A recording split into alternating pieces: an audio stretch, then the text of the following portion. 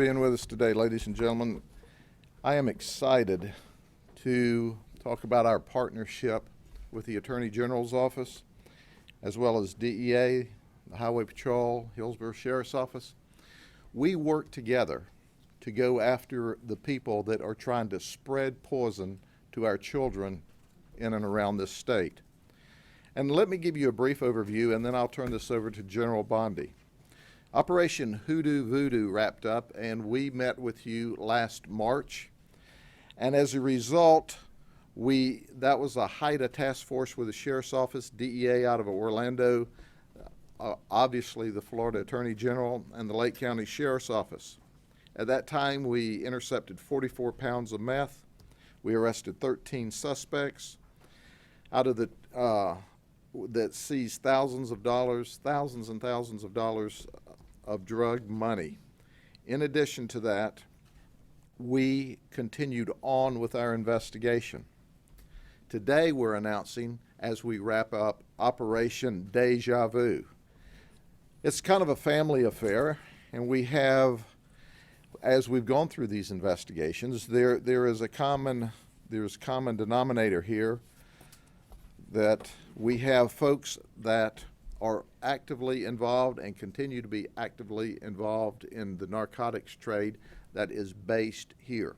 When you look at the work that's done only because of Nick Cox, under the direction of General Bondi, we're able to take off all of these firearms.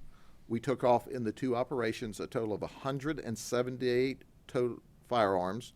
We seized 74 pounds of meth, and we have charts here that shows the flow from Mexico to California to Atlanta, Texas, and ultimately in Florida. And in addition to that, we know that the street value, by the time this got on the street, was going to be about $3.2 million. Now, ladies and gentlemen, this Operation Deja Vu, when we rolled out of Hoodoo Voodoo, it started with one of the arrests that was selling 8 balls on the street. And our detectives, which simply are the very best in this business, roll that up until we dismantle this entire operation, an operation run by Christopher Trejo. We could not have been successful but for the assistance of the Florida Highway Patrol. During this investigation, it was important that some of these drugs be taken off outside of Polk County, outside of the immediate area, so not to have created a problem for us during this or put heat on this operation. Chris Trejo, we know, dealt between 5 and 10 pounds of meth a week. We know that during Operation Deja Vu, we arrested 22 suspects between March and April. We know that 4 of the 22 told us that they were receiving federal public assistance. Now, that's always near and dear to my heart, that we go to work every day and we work very hard.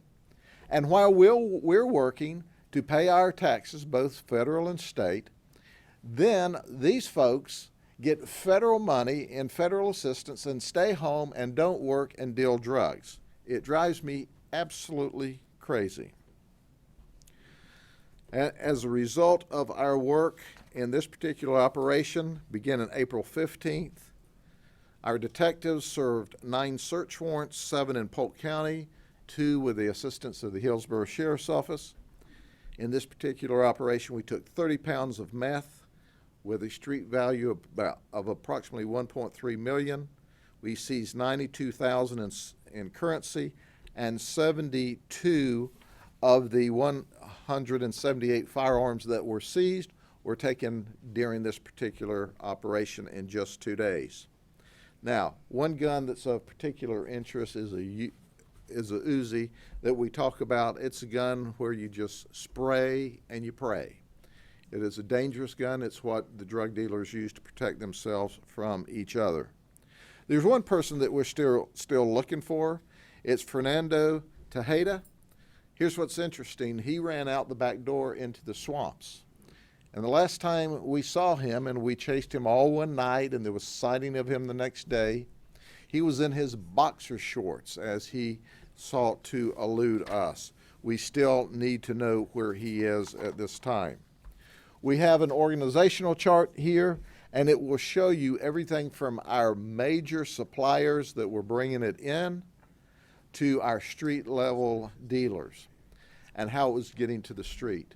Once again, I have to compliment all of the detectives that worked on this investigation, but quite frankly, none of this would have been possible except for the hard work and the support of the statewide prosecutor and General Bondi.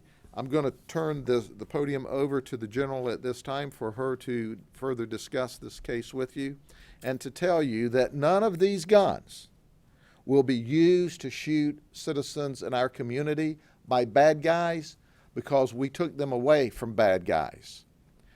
This is a safer community today because all of these law enforcement agencies, federal, state, and local, work together as a team to create a force multiplier to put bad guys in jail, take drugs away that would ultimately be on the street in the hands of children. So with that, General, thank you for being with us. Thank you, Sheriff. And let me make it clear why our great state attorney for Polk County, Jerry Hill, is not involved in this case, because it's multi-jurisdiction. As you can see from the map, this crossed many counties within Florida. That's why my statewide prosecutor, Nick Cox, is involved in the case. I want to start off by saying these criminals made one very big mistake. They wound up in Polk County. And I'll tell you, it's bad enough in one thing to profit from poisoning others, but it's another when you bring drugs from Mexico into our country, California, Texas, Georgia, and end up in our state and do it with impunity. Because when you're in this country illegally and you're doing things illegally, I want to tell you, and you wind up in Polk County, Grady-Judd is going to find you, the DEA is going to help them, and my statewide prosecutors are going to lock you up for as long as we can. And we're going to enjoy it. And each of these defendants are looking at 30 years in Florida State Prison for conspiracy to traffic drugs. I just want you to know one particular one of interest to me is Jose Duarte. He's the second level, where is he on the poster? He's over there in the green. Jose Duarte. You know, transporting drug money, and we hundreds of thousands of dollars here, but particularly $50,000 is what infuriates me. Because you know where Jose Duarte is allegedly hiding this? In his baby's crib. So not only have you forfeited your right to freedom, but any shred of decency. With his wife, drug money he's being charged with, found in his baby's crib with his baby in it, 3 small children in the room. That's downright despicable.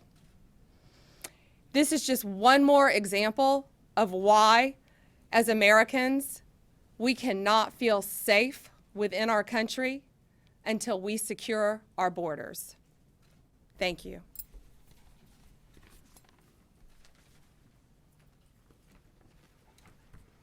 Good afternoon. I just want to say and comment, as far as this investigation, methamphetamine investigation, methamphetamine is the devil's cocktail. Okay, and you can see by the comments made on this case, what was going on. People do things purely for profit. They try to spread addiction throughout the counties, throughout our cities. It doesn't matter to them. All they want to do is spread the poison, bring the profits back. It doesn't matter at what cost to human life. As far as as far as the methamphetamine, we can't even throw this stuff away when we seize it. It's hazardous material. So you can imagine what these people are doing to their bodies when they take it, the users. It decays you from the inside out and from the outside and in. And this stuff is very dangerous. It was a good day for law enforcement. This panel of law enforcement right here is excellent. It was a joy to work with these guys. They work without a clock, okay? What that means is they work until the job gets done. Day or night, it doesn't matter.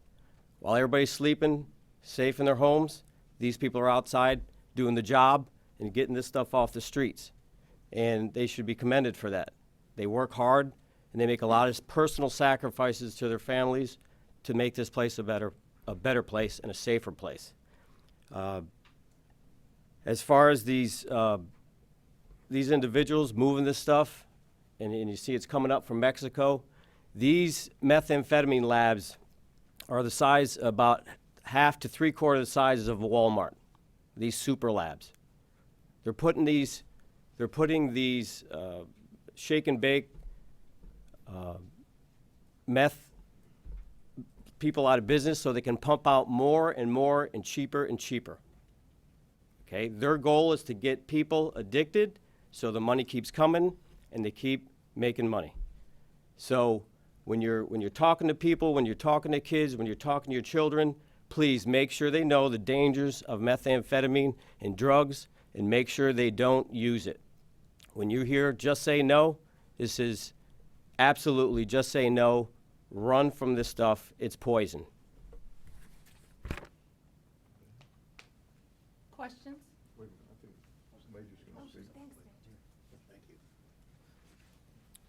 Hi. I just want to say on behalf of the Florida Highway Patrol, I just want to acknowledge the fact that we are totally committed to drug interdiction and criminal interdiction, and we're also committed to working with our partners in law enforcement and reach across all those levels, federal and local agencies. So we're here to assist, and we're also here to do it on our own, and we need to get these people off the road, and we need to get them out of the public. So that's what we're here for. Thank you. Let me show you this firearm real quick.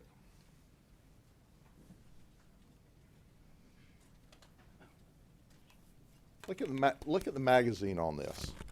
This is what we as law enforcement officers face in the street. This is what drug dealers do to protect themselves from other drug dealers.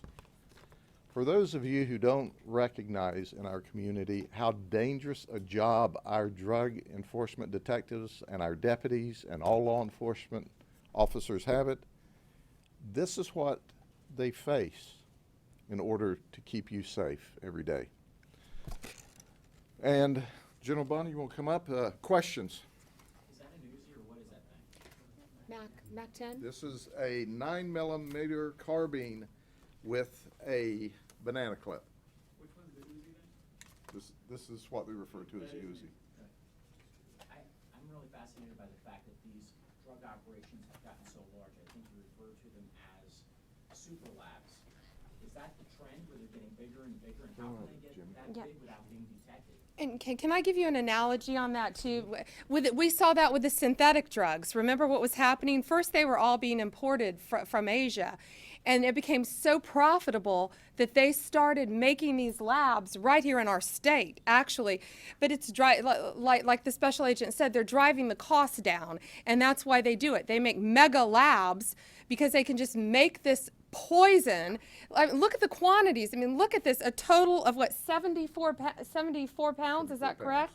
74 pounds in 2 operations that's out there on the streets, and it's killing our kids. And the reason is because they're making it in mass quantity, so it's driving the cost down and making it affordable, and you're instantly addicted to this trash. So this stuff came from Mexico or came from local operations, or how does that No, break down? Mexico. So the meth labs are in Mexico. Yes. Oh, The smaller Yes. shake and bakes, 1 pots are local, but I mean, they're sending this Yeah. stuff in by the hundreds of pounds. So in terms of the connection to Mexico, are we talking Mexican cartels? Or Yes. what is so the Mexican drug cartel is directly related to this bust? Yes. How much does the price come down in whatever period of time? I'm sorry, what was the question? You said, or Pam, or you said the price price come down drops. Well, the- substantially. How much? Well, the price is, I mean, the price per pound, what we're seeing in this area is about $18,000. To put that in perspective, a kilo cocaine could be almost in the high 30s, low 40s for 2 pounds. So as this price is lowering of the meth, they can really set the price, okay? So Just give me like, I don't buy cocaine or meth very often. That's a good thing. That's a good thing. you can stay. That is a surprise to me. Grady won't say that I do, but I do. Give me the same amount has gone down by half, by whatever, in what period of time? Because people are not. Street gonna value. The ranges, I mean, the range have gone from like 10 to $28,000. It's down to like 18,000 now. But what I'm saying, a lot of times, I'm sorry? The cost is down by a third. I'm translating it to TV language. It's hard to put in a time frame right now, but what they do in the street, to put it in that perspective, is that they'll a lot of times, people don't front drugs, okay? They don't give it out until they get their money. A lot of times what they're doing with this methamphetamine is they are fronting it and they're putting it out in the street for a third of the cost, for half the cost, just to get it out and wait for their money. It doesn't really matter if they take a loss with meth. This is what we see. They definitely want their money and they're going to come after their money, but they're willing to get it out there and get it out into the streets and wait for their money.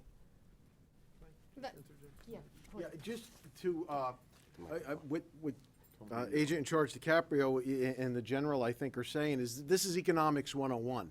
This is an illegal business enterprise, and we always say, at least in drug law enforcement, most of my counterparts would agree it's a three-pronged approach. It's interdiction, it's the healthcare side of it, treatment, and it's education. They would not be bringing in 30 pounds and 73 pounds if there wasn't what? A market to sell it, to buy it. And that's what the agent in charge of DiCaprio is trying to say, is that they'll get it. It's very cyclical. We just hit this 30 some odd pounds. The price in Polk County may go up a little bit now. Why?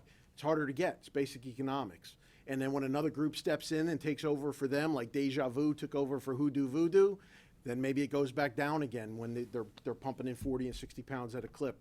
So it's really basic economics. It's just an illegal and despicable enterprise, but it's basic economics. You can't sell a product unless you have people willing to buy it. So the key is to keep your market share there. So what do we know about the route from Mexico to here? We have the routing map. It starts in Mexico with these operations.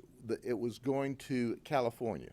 There is a major dealer there that was bringing it, both in Operation Hoodoo Voodoo and Deja Vu. And it comes into us sometimes through Texas, to Atlanta, to here, sometimes directly to Atlanta, and sometimes directly here from Mexico via California. There are several routes. Let me get back to Ken's operation. Ken, if they make it for 18, they may sell it for 28, okay? But when you have these massive labs in Mexico, half the size of a Walmart, then it's economies of scale. It doesn't cost them 18 to make it anymore. It costs them 9 to make it. And when it costs them 9 to make it, and they're making huge profits, they'll float more up front. So economies of scale, it's not costing them, the manufacturer, $18,000, $20,000, $28,000 to a pound to make. So they've got a huge profit margin in this, and that's why they're floating it up front and not requiring their money up front. We were talking earlier, back in the day, when we took off a plane load of cocaine, back in the cocaine heyday, if there wasn't an article within 2 days in the newspaper talking about somebody's arrest, the Cali cartel or the Medellin cartel was killing people up here. Today, they'll float this stuff out and say, you're going to be in real trouble if you don't pay up. But we're not currently seeing the immediate pressure with this drug because it's so plentiful and so easy to make and so cheap to make, as opposed to, for example, cocaine. We know that you stay up nights thinking and working on this stuff, but when you look at the big picture, you take a step back. How much progress has everybody made with this? There's a market, just like there's a market for cars, there's a market for food, there's a market for illegal drugs. And what we've experienced here, and we watch the trends, we push the cocaine down, the meth is up. You push the meth down, the pills are up. So what we're doing is we are continuously fighting a market. We're fighting market trends. So sometimes it's pills. One thing that gave meth its lifeline Meth costs about the same per gram on the street as cocaine, but you get a longer high.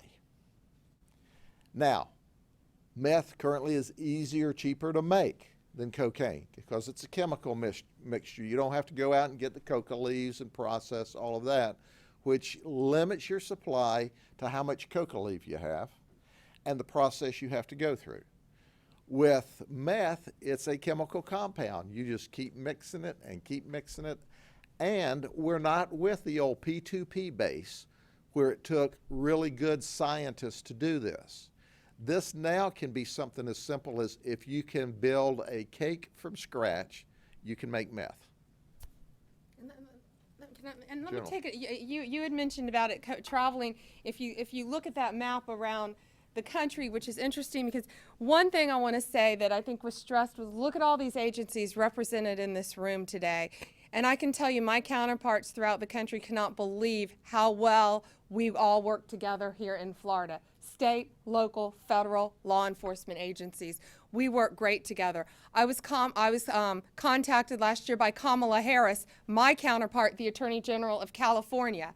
And General Harris and I went to the heart of Mexico City for this very reason, what you're looking at on this table, because we knew we can't worry about our own individual states. We call it transnational crime. And that's why we went with 3 other attorneys general. We went to Mexico City. We met with every state attorney general in Mexico and Jesus Karam, the attorney general for the country, because this is all tied in together. Human trafficking, money laundering, the transportation of firearms across our borders. And that's why we feel as a country we all have to work together to protect against this. And these law enforcement officers, I mean, when you talk about staying up at night, Ken, you have no idea the work that goes into a wiretap. I mean, the electronic surveillance that it took. Well, look at what they've done. This is amazing work. And I mean, they are working 24 hours a day, 7 days a week to protect our public.